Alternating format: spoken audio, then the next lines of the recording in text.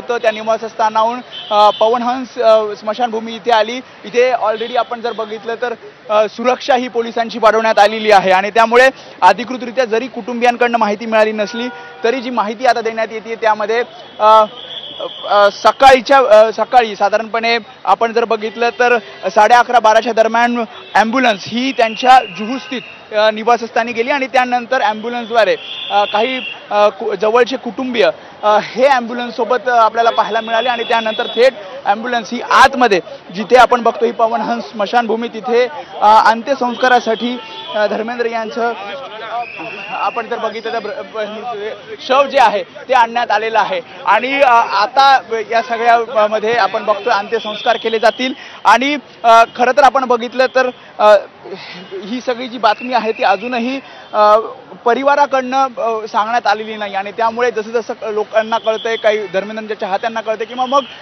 सेलिब्रिटीजला कळतंय तशी तशी गर्दी आपल्याला या ठिकाणी पाहायला मिळते। माधवी, नक्कीच जसं तू सांगतोस त्याप्रमाणे अजूनही अधिकृतरित्या कुटुंबाकडनं या बातमीला दुजोरा देण्यात आलेला नाहीये। मात्र IANS या वृत्तसंस्थेकडून या गोष्टीचा दुजोरा मिळतोय की ज्येष्ठ अभिनेते धर्मेंद्र यांचं निधन झालंय आणि थोड्याच वेळात त्यांच्यावर अंत्यसंस्कार करण्यात येतील आणि हेमा मालिनी आणि त्यासोबतच कुटुंबातील काही व्यक्ती देखील आता तिथे दाखल झालेले आहेत। पवनहंस स्मशानभूमीच्या आसपास आपल्याला दिसतात हे सगळेजण, त्यामुळे नातेवाईक आता जमा व्हायला सुरुवात झालेली आहे आणि त्यासोबतच धर्मेंद्र यांचे चाहते देखील काही वेळातच या परिसरामध्ये जमायला सुरुवात होईल। तर ज्येष्ठ अभिनेते धर्मेंद्र यांचं निधन झालंय।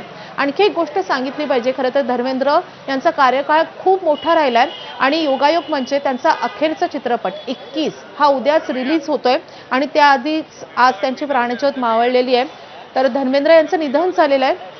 वेदांत रुग्णालयाकडून किंवा त्यांच्यावर जे उपचार करत होते डॉक्टर, तर त्या डॉक्टर्सकडून काही माहिती कळू शकली का? अद्याप कुठल्याही प्रकारे अधिकृतरित्या जे उपचार देत होते किंवा जे खरं तर या धर्मेंद्र यांच्या प्रकृती संदर्भात अपडेट देत होते त्यांच्याकडनं सुद्धा अद्याप कुठलीही माहिती अधिकृतरित्या मिळाली नाही। त्याशिवाय आपण बघितलं तर कुटुंबीय हे या तब्येती संदर्भात अपडेट देत होते किंवा मग सनी देओल यांची टीम जी होती ती या संदर्भात अपडेट होती, मात्र त्यांच्याकडनं सुद्धा अद्याप अधिकृतरित्या माहिती ही देण्यात आलेली नाही। मात्र सध्या आपण दृश्यांमध्ये बघतोय विलेपार्लेचं पवनहंस स्मशानभूमी जिथे सुरक्षा वाढवण्यात आलेली आहे आणि जसं ही बातमी चाहत्यांना कळली तशी चाहत्यांची गर्दी सुद्धा आपल्याला इथे होताना पाहायला मिळते। काही वेळापूर्वी धर्मेंद्र यांच्या पत्नी हेमा मालिनी त्यासोबतच बॉबी देओल हे आतमध्ये गेलेले पाहायला मिळतात आणि धर्मेंद्र यांच्या पार्थिवावर अंत्यसंस्कार होत असल्याचं सुद्धा कळतंय। सध्या जर आपण बघितलं म्हणजे 11 नोव्हेंबरला त्यांना ब्रीच कँडी रुग्णालयातनं डिस्चार्ज मिळाला होता आणि तेव्हा डॉक्टरांनी प्रतिसमदानी जे डॉक्टर होते ते त्यांच्यावर उपचार करत होते आणि त्यांनी सांगितलं की सध्या त्यांची प्रकृती सुधारत आहे आणि पुढील जे उपचार आहेत ते त्यांना घरी दिले जातील आणि त्यामुळे त्यांना डिस्चार्ज दिला जात आहे।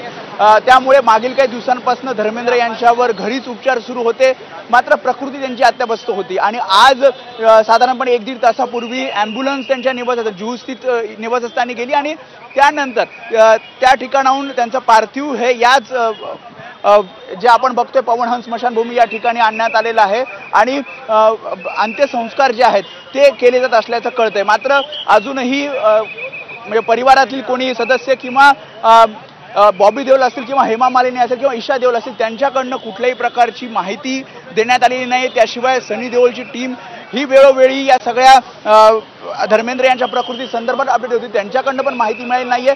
मात्र IANS या वृत्तसंस्थेकडनं जी माहिती मिळाली आहे त्यानुसार धर्मेंद्र यांचं 89व्या वर्षी निधन झालेलं आहे आणि आपण बघतोय की पोलिसांचा फौजफाटा सुद्धा इथे वाढवण्यात आलेला आहे। काही सेलिब्रिटीज सुद्धा या ठिकाणी येतील, कारण आपण बघितलं जेव्हा धर्मेंद्र ब्रीच कँडी रुग्णालयात उपचार घेत होते तेव्हा सलमान खान असतील, शाहरुख खान असेल, अनेक सेलिब्रिटी हे तब्येतीची विचारपूस करण्यासाठी आले होते। मात्र कुठल्याही प्रकारे सार्वजनिक माहिती न देता किंवा कुठल्याही प्रकारे अधिकृतरित्या माहिती न देता आपण बघतो एकामागे एक कुटुंबातील सदस्य असतील किंवा मग सेलिब्रिटीज असतील हे आपल्याला या पवनहंस स्मशानभूमीमध्ये येताना पाहायला मिळत आहेत। मात्र अगदी काही जवळच्या लोकांना या संदर्भातली माहिती देण्यात आल्याचं कळते आणि त्यामुळेच कुठल्याही प्रकारची गर्दी होऊ नये किंवा मग ही बातमी सार्वजनिक होऊ नये यासाठीची खबरदारी खरं तर या परिवारातील सदस्यांनी घेतलेली आपल्याला पाहायला मिळते. त्यामुळे अगदी मोजके लोक आपण या पवनहंस स्मशानभूमीमध्ये आपण पाहतोय, ज्यामध्ये बॉबी देओल त्यासोबतच हेमा मालिनी हे आपल्याला या स्मशानभूमीमध्ये आलेल्या पाहायला मिळाले. आणि एकामागे एक आता परिवारातले म्हणजे अगदी काही जवळचे लोक हे येताना आपल्याला पाहायला मिळत आहेत. आणि त्यामुळे जशी ही बातमी कळेल किंवा परिवाराकडनं अधिकृतरित्या माहिती दिली जाईल तशा प्रकारे इथे सेलिब्रिटीज असतील किंवा मग चाहते असतील गर्दी करताना आपल्याला पाहायला मिळतील. खरं तर आपण धर्मेंद्र यांच्या एकूण चित्रपट सृष्टीमधल्या त्यांच्या योगदानाबद्दल इथे प्रेक्षकांना सांगितलं पाहिजे, कारण धर्मेंद्र यांनी 1960 मध्ये चित्रपट सृष्टीमध्ये पदार्पण केलेलं होतं आणि त्यानंतर त्यांनी अनेक यशस्वी असे चित्रपट दिलेले आहेत. शोला आणि शबनम हा त्यांचा पुढचा चित्रपट, त्यानंतर अनपढ असेल, बंदिनी, पूजा के फूल, हकीकत,